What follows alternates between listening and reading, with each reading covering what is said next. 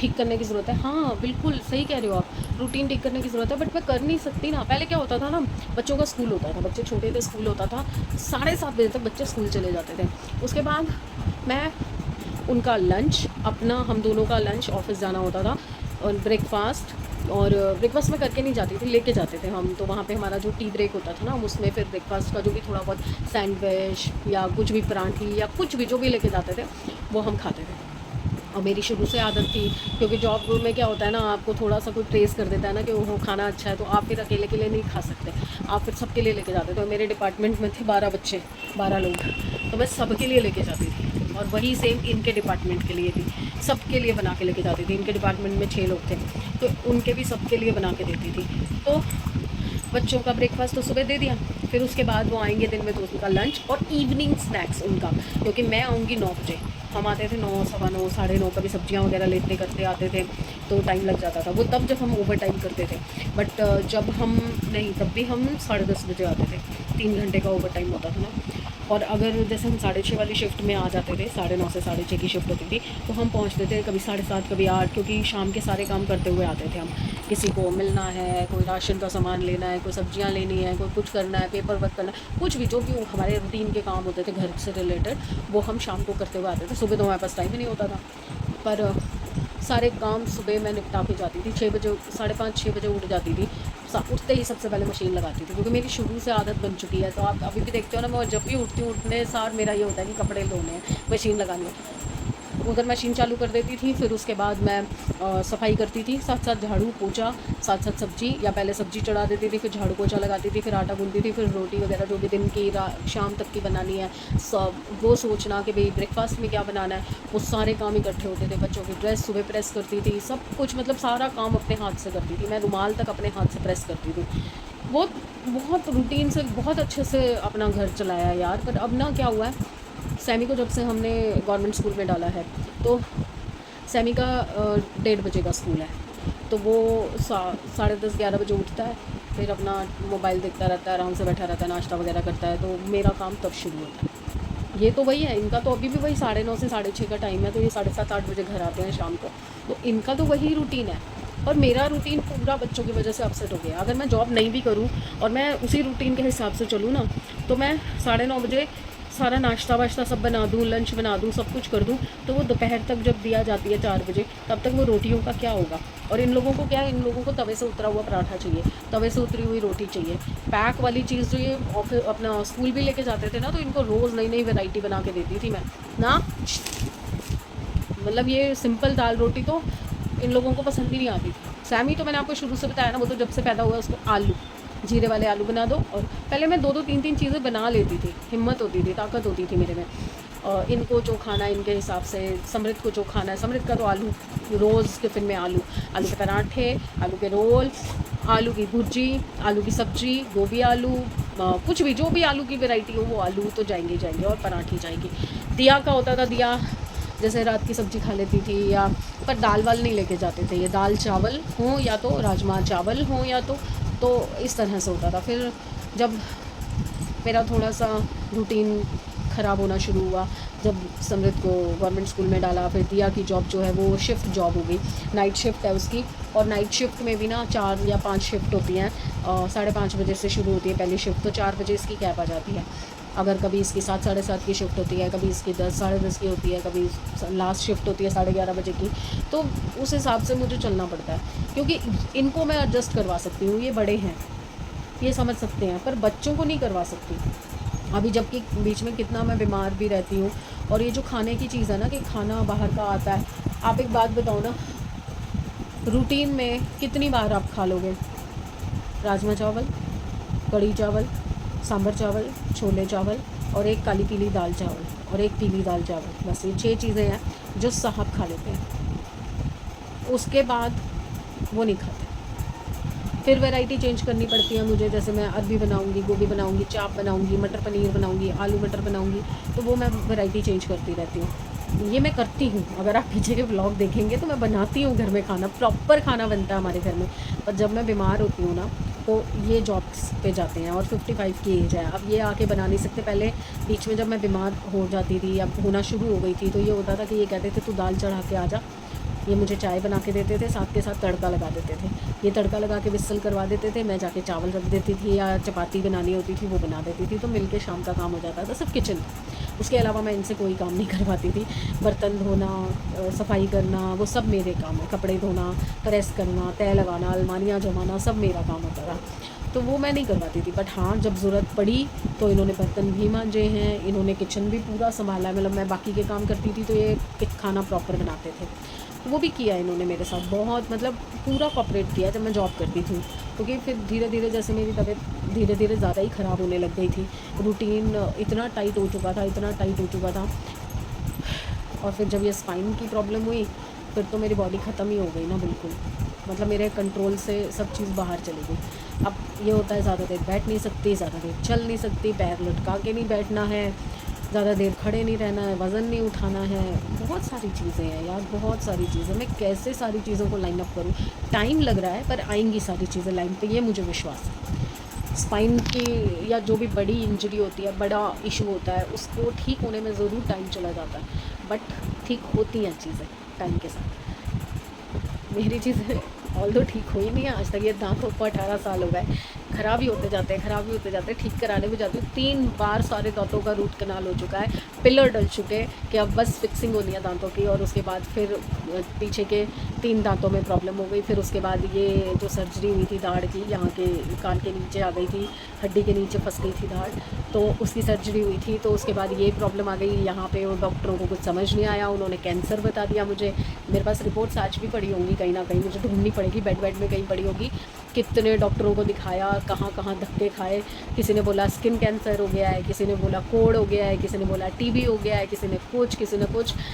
मतलब मैं इतना दिमाग ख़राब हो गया था ना मेरा उस टाइम पे। ये जो यहाँ पे एक कट होगा, अगर आप यहाँ पे एक कट है, ये जो कट है ना, ये मेरी बायोप्सी हुई थी यहाँ से स्किन निकाल के, और बॉम्बे गया था टुकड़ा, वहाँ से बायोप्सी से रिपोर्ट आई थी कि मतलब कैंसर नहीं डिटेक्ट हुआ, स्किन कैंसर के लिए चेक करवाया था, वो नहीं डिटेक्ट हुआ, बट मे बी लिखा था, may be it is tuberculosis, TB का फुल फॉर्म ट्यूबरकुलोसिस ऐसे करके कुछ नाम होता है ना, वो था बॉर्डर लाइन ऑफ। तो फिर उसके सब कुछ चेक होने लग गया कि कहीं टीबी तो नहीं है स्किन का, तो उसके सारे टेस्ट शुरू हो गए। तो सफदरजंग हॉस्पिटल है दिल्ली में, एम्स और सफदरजंग, तो सफदरजंग में डॉक्टर किसी ने रेकमेंड किया, वहाँ हम गए तो उन्होंने कुछ नहीं, कोई रिपोर्ट नहीं की, कोई टेस्टिंग नहीं की, कुछ नहीं किया, सीधा मुझे टीबी की दवाइयाँ देने लग गए। तो वहाँ पर टीबी की दवाई फ्री मिलती थी, इतनी सी गोली होती थी, बिल्कुल छोटी सी गोली होती थी, और 6-6 महीने की गोलियाँ इकट्ठी दे देते थे, क्योंकि वहाँ रश ही इतना होता है ना। जब जाओ अपना आधार कार्ड लेके जाओ, अपनी पर्चियाँ लेके जाओ, वो चेक भी नहीं करते, कुछ नहीं। पहली बार में उन्होंने चेक किया था, बोन्स वगैरह पे ठोक पीट की थी, सारी स्किन चेक की थी, सब कुछ किया था, बट उसके बाद उन्होंने चेक ही नहीं किया। मैंने करीबन 7 से 8 महीने वो टीबी की गोलियां खाई हैं बिना टीबी होते हुए, और मैं बिल्कुल डिप्रेशन में चली गई थी। मतलब लिटरली ऐसा हो गया था कि मैं बस मर जाऊँ, मैं बस ख़त्म हो जाऊँ। मैंने अपने घर वालों को परेशान कर दिया, बहुत ज़्यादा परेशान हो गई थी उस टाइम पे। मैं बहुत गंदा टाइम देखा है यार, मैं क्या क्या बताऊँ आपको। बताने आऊँगी ना तो आप कहोगे, वही मेरी दादी का डायलॉग, पच्चल ठग्गा तो 900 रोग। वाकई में 900 रोग होंगे मेरे बॉडी के अंदर। चलो मेरी चाय ठंडी हो गई। रोज़ यही टाइम हो जाता है और फिर मैं भूल जाती हूँ और फिर मेरा मिस हो जाता है। अयो, क्या है ये बदतमीज़ी है? शक्ल देख रही है मेरी, क्या तरीका है ये? बदतमीज़। एक नया काम, अब पहले यहाँ पे वो करके गया है और यहाँ पे इसने किया, अब दोनों को साफ़ करो बैठ। कर दिया क्लीन। और मैं आई थी जोत जलाने, रोज़ रह जाती है, रोज़। पहले लाइट ख़राब हो गई, फिर नीयत ख़राब हो गई। जोत के लिए सब सामान साफ़ करना पड़ेगा पहले। रुको, आपको कर रही हूँ गुड बाय, क्योंकि मेरा ब्लॉग काफ़ी बड़ा हो चुका है और अब मैं क्या ही दिखाऊँ, मैं उसके साथ लगूंगी। अभी भी देखो चाय पी के हटाया और खांसे जा रहा है। इसको स्टीम करवाती हूँ और मूंग मसूर की दाल का सूप बना के देती हूँ, और खिचड़ी बनाऊँगी आज। इसको खिचड़ी खिलाती हूँ। वैसे हलवा बोला है, देसी घी का हलवा, डॉक्टर साहब ने बोला है कि इसको तरावट देगा गले में, वो खिलाओ। खाता नहीं है हलवा, जो खाएगा कोशिश करती हूँ कुछ तो मुँह में डाले, क्योंकि दिन में भी जो खाना खाया था वॉमिट हो गया था। 2 रोटी खाई थी, वो भी वॉमिट हो गई थी। चलिए अब इनका वेट करूँ, बात हो गई है, आ रहे हैं। वैसे मैंने सोचा था कि आज मैं मार्केट जाऊँगी इनके साथ, मुझे कुछ पजामियाँ लेके आनी है, कुछ लेगिंग्स लेके आनी है। सूट इतने सारे पड़े हुए हैं, पहन ही नहीं पा रही हूँ क्योंकि लेगिंग्स जो पुरानी वाली है ना वो ख़राब सी हो गई हैं, और वो ऑनलाइन मंगवाई हुई थी, पता नहीं कौन सी ऐप से मंगवाई थी, इकट्ठी मंगाई थी 10-12 हर कलर की। वो इतना बेकार कपड़ा निकला, इतना बेकार कपड़ा निकला। मीशो से नहीं मंगाई थी, मुझे याद नहीं है किस ऐप से मंगाई थी, क्योंकि पहले मैं मीशो से नहीं मंगवाती थी, फ्लिपकार्ट अमेज़ॉन से ही मंगवाती थी अगर मंगवाती थी, या किसी इंस्टा के पेज से मंगवाई थी, मुझे नहीं याद है। वो बहुत टाइम हो गया, मतलब कम से कम नहीं तो 5-6 साल हो गए, क्योंकि जॉब करती थी ना, जिसने जहाँ से बताया वहाँ से ऑर्डर कर दिया, ऐसे होता था। चलो कहानी शुरू हो जाएगी, फिर रुकेगी नहीं। तो कल मिलते हैं अच्छे दिन, अच्छी सेहत और अच्छे मूड के साथ। तो प्लीज़ लाइक कीजिए, सब्सक्राइब कीजिए एंड शेयर कीजिए, और बहुत जल्दी एक छोटा सा सरप्राइज़ प्लान कर रही हूँ आप लोगों के लिए, शायद आप लोगों को वो अच्छा लगेगा। मेरा बहुत मन है करने का यार, बहुत मन है, थोड़ा सा बॉडी साथ दे देना, करूँगी। गुड मॉर्निंग एवरीवन, होपफुली सब अपने घर में बढ़िया होंगे, हम भी बहुत बढ़िया हैं। सुबह सुबह मैं पी रही हूँ चाय, समृद्ध के लिए भी बनाई, बट वो सो रहा है, कह रहा है मुझे सोने दो, तो उसकी अभी रख के आ गई हूँ, थोड़ी देर बाद देती हूँ। हेलो एमी पंगे ले रही थी, थोड़ा सा रिफ़्रेश हूँ, टुकड़ों टुकड़ों में नींद आई, पर बहुत अच्छी नींद आई, बहुत गहरी वाली नींद आई। और जैसे कभी कभी सुबह उठो तो ऐसा लगता है ना कि ओह रिलैक्स्ड, वैसा वाला फीलिंग है। पहले ही डिसाइड कर रखा है कि आज क्या बनाना है, तो आज मैं बनाऊंगी सूखे आलू, और अगर हो सका तो करेले, करेले क्योंकि नहीं तो फिर ख़राब हो जाएंगे, तो करेले और सूखे आलू दोनों चीज़ बनाऊंगी, क्योंकि समृद्ध से ना कुछ लगाया नहीं जा रहा। कल उससे खिचड़ी भी नहीं खाई गई थी, तो पूरा ये पका हुआ है ना, तो मैं सोच रही हूँ कि उसको आलू के साथ ना ऐसे भूर के रोटी बना के देती थी, जैसे मैं चूरी, वो बना के दे दूँगी, या अगर उठेगा तो जो कहेगा, जो उसका मन होगा वो बना के दे दूँगी, क्योंकि बच्चा पेट भरेगा तभी तो दवाई खाएगा, दवाई तभी तो असर करेगी। दिया तो करेले खुश होकर खा लेती है, आलू भी खा लेती है, तो दिया का प्रॉब्लम नहीं है मुझे। और पापा तो चले गए ऑफिस, मैं जब उठी तो वो जाने के लिए तैयारी हो रहे थे, और सुबह सुबह ना बिना मतलब का आपस में बहसबाजी हो जाती है ना, तो मूड इतना ख़राब होता है ना। कल श्राद्ध करना है बड़ों का, कल आखिरी श्राद्ध है, तो हम लोग अब तक जैसे श्राद्ध करते थे ना, जो मम्मी का मैंने देखा था, मैं वैसे बनाती थी। बट अभी ना रिसेंट डेज़ में जैसे मैं आई हूँ यूट्यूब पे और इंस्टा पे, तो मैंने कई लोगों के देखा कि कैसे श्राद्ध करते हैं। तो हमारे यहाँ कोई बड़ा तो है नहीं जो समझा सके कि क्या करना होता है, क्या नहीं करना होता। और आप आज की डेट में आप पंडितों से कितना पूछ लो, तो भाई पंडित तो अपने हिसाब से बताते हैं, आप समझ सकते हो कि जितना वो बताते हैं उतना आप एक्सपेंड कर सको या ना कर सको। तो मैंने ना गूगल से पढ़ा और समझा चीज़ों को। तो मैं जो करती थी, मैं मम्मी के हिसाब से जो करती थी, वो प्रॉपर नहीं है, मतलब ठीक है हम करते हैं, बट वो तरीका नहीं है। तो मैंने थोड़ा एनालाइज़ किया, थोड़ा सारी चीज़ों को सोचा, और पंडित जी से भी पूछा, तो वो सब मिक्स एंड मैच करके तो मैंने वो सारी एक लिस्ट बनाई कि ओके ये गलतियां हम कर रहे थे, तो ये हमें ठीक करना है।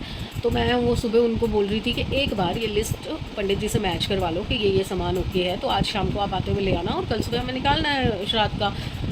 कल सुबह पंडित से जाके पूछूंगा, कल सुबह मैं करूँगा, कल मेरी छुट्टी है, कल करूँगा। अरे कल सुबह सुबह तो देना है भाई। तो गुस्सा आ रहा है ना मुझे, इतना गुस्सा आ रहा है ना, कोई काम को सीरियसली लेते ही नहीं है। मतलब कल छुट्टी है, कल आप पूछ के आओगे, फिर हाथों हाथ भागोगे चारों तरफ सारा सामान इकट्ठा करने के लिए, और उसके बाद मैं सारी तैयारी यहाँ पे घर पे करूँगी। कब करूँगी समझता नहीं है यार फिर मैंने अपने हिसाब से जो मुझे समझ आया, मैंने वो सामान उनको बता दिया कि ये सामान तो ले ही आना, फिर अगर पंडित जी कुछ एडिशनल बताते हैं तो वो उस टाइम पे ले आना, तो ये सामान तो होना चाहिए, ये तो भाई गूगल पे और सब जगह पे कॉमन सामान है, तो ये तो होना ही चाहिए। क्योंकि मुझे नहीं पता था, सीरियसली नहीं पता था। अब मेरे सामने ये चीज़ें पहले क्यों नहीं आई? पहले भी तो मैं यूट्यूब यूज़ करती थी, फेसबुक यूज़ करती थी, इंस्टा यूज़ करती थी, पहले कभी नहीं ये चीज़ें मेरे सामने आई, अब मुझे क्यों दिख रही हैं? तो वो लॉजिक सोच के, क्योंकि ये तो कहते हैं कि ठीक है जो भोले भाव हो जाए वो सही होता है। नहीं यार, दिल में वहम सा आ रहा है कि नहीं, कुछ गलती तो हम कर रहे हैं, तभी तो हम भुगत रहे हैं। और मेरे को मेन होता है कि हमें तो चलो जो फेस करना पड़ रहा है, पर बच्चों को ना करना पड़े, बच्चों के ऊपर कुछ भी बड़ों का मतलब बुरा वो ना आए, सबका आशीर्वाद मिले उनको, सब किससे प्यार मिले उनको। बस मैं ये चाहती हूँ कि मतलब कुछ भी गलत उनके ऊपर ना आए। उन्होंने तो कुछ किया ही नहीं यार, अगर गलतियाँ की भी होंगी तो हमने की होंगी, अगर किसी की नज़र में कोई गलती की है तो वो हमने की है। उन्होंने तो किसी से इंटरेक्ट भी नहीं किया, किसी से कभी बात भी नहीं की। देखते हैं, भेज तो दी मैंने लिस्ट, अब आएगा नहीं आएगा सामान ये पता नहीं मुझे चलिए चाय पी। आगे धुले हुए कपड़े, और ये है ट्रैवल किट जो हम लोग जयपुर गए थे जब शादी में, तब मंगवाई थी। एक्चुअली हर बार प्रॉब्लम होती थी कि अपना शैम्पू, मॉइस्चराइज़र, क्लिनज़र, ये सब चीज़ें चाहिए होती थी ना, तो ये ट्रैवल किट मंगवाई थी मैंने मीशो से। बहुत अच्छी है और इसमें आप अपना सारा सामान लेके जा सकते हैं। ये देखो, जैसे हमने यहाँ पे लिखा हुआ है, क्लियर नहीं दिख रहा, धो देना, मिट टिक गया, इस पे भी लिखा हुआ है। ये शैम्पू था। हाँ क्या, अभी तो अंदर करके आई है, फिर बाहर भी कर दिया। चाय पी ली? क्या खाएगा? परांठी बनाऊँ कोई? हाँ, कौन सी? आलू वाली? एक सुसु पे नहीं जा। ठीक है, चलिए नेक्स्ट ऑर्डर आ गया। पहले आलू चढ़ा के फिर कपड़े तय लगा। आलू को चढ़ा दिए। चाय पी ली? बस और भी नहीं? एक ही बार बैठूँगी, कपड़े तय लगाऊँगी। आज वनीता लेट आएगी, उसका फ़ोन आ गया था। चलो कपड़े तय लगा।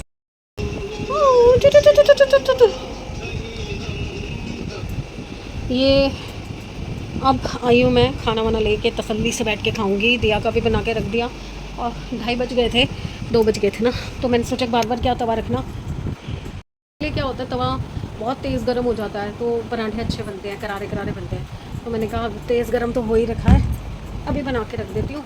कैसरोल में ठंडे तो होंगे नहीं, वो खाएगी उतनी देर में। इसी फॉइल में इसको पैक करके भी दे दूँगी, लास्ट के उसी के बचेंगे। तो बस अपना भी ले आई हूँ, समृत को भी करा दिया, वो दवाई लेगा।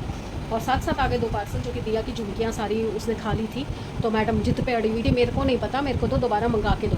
तो वो जो नई झुमकियाँ मंगवाई हैं वो डिफरेंट, बिल्कुल ही बहुत ही सुंदर डिज़ाइंस की आई हैं। तो अभी ये मैं नहीं खोल रही हूँ, अभी 3 पैकेट और आने हैं, वो आ जाएंगे फिर खोलूँगी। आज जो वीडियो आएगा वो आएगा जो लास्ट सूट बचा था उसका, जो 3 सूट मैंने आपको दिखाए थे, इवन 4 मंगवाए थे, तो एक तो मैं आपको पहले ही दिखा चुकी थी और बाकी के 3 जो है वो मैंने एक एक करके आपको दिखाए।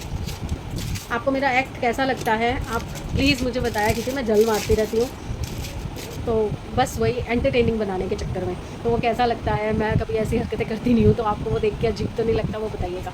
चलिए, ये देखो क्या आया है, ये क्या आया है, ये बहुत बड़ा सरप्राइज़ है। ये मैं पिछले कम से कम नहीं तो 6 महीने से लेना चाहती थी, बट वही होता है ना, और चीज़ों के चक्कर में ये फिर अटक जाता था।